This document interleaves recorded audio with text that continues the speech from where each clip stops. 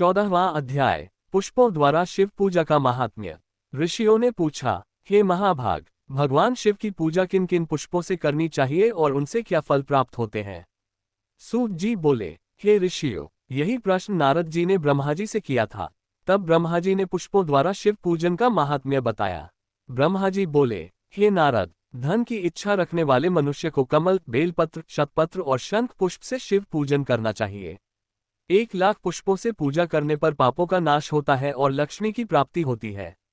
निष्काम उपासक इस पूजा से शिव स्वरूप को प्राप्त होता है। महामृत्युंजय मंत्र के 1,00,000 जप से शरीर की शुद्धि, 2,00,000 से पूर्व जन्म की स्मृति, 3,00,000 से इच्छित फल, 4,00,000 से स्वप्न दर्शन, 5,00,000 से प्रत्यक्ष दर्शन, 10,00,000 जप से पूर्ण सिद्धि प्राप्त होती है। मोक्ष की इच्छा वाले को दूर्वा से, आयु वृद्धि के लिए भी दूर्वा से, पुत्र प्राप्ति के लिए धतूरा पुष्प से पूजा करनी चाहिए। लाल डंठल वाला धतूरा विशेष शुभ माना गया है।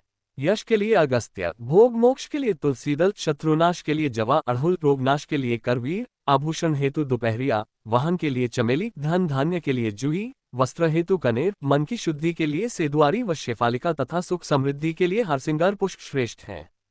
चंपा और केवड़ा के पुष्प शिव पूजन में वर्जित हैं, शेष सभी पुष्प स्वीकार्य हैं।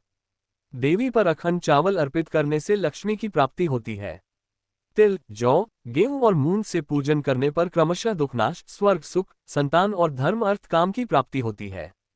जलधारा से पूजा करने पर संतान और सुख की वृद्धि होती है। घी की धारा से वंश वृद्धि होती है। शक्करयुक्त दूध से बुद्धि की प्राप्ति होती है। शहद से रोगों का नाश, गन्ने के रस से आनंद और गंगाजल से भोग मोक्ष की सिद्धि होती है। इन सब पूजाओं में मंत्र जप और ब्राह्मण भोजन करने से पूजा पूर्ण होती है। इस प्रकार विधिपूर्वक शिव पूजन करने वाला मनुष्य सभी सुखों को भोगकर अंत में शिवलोक को प्राप्त करता है।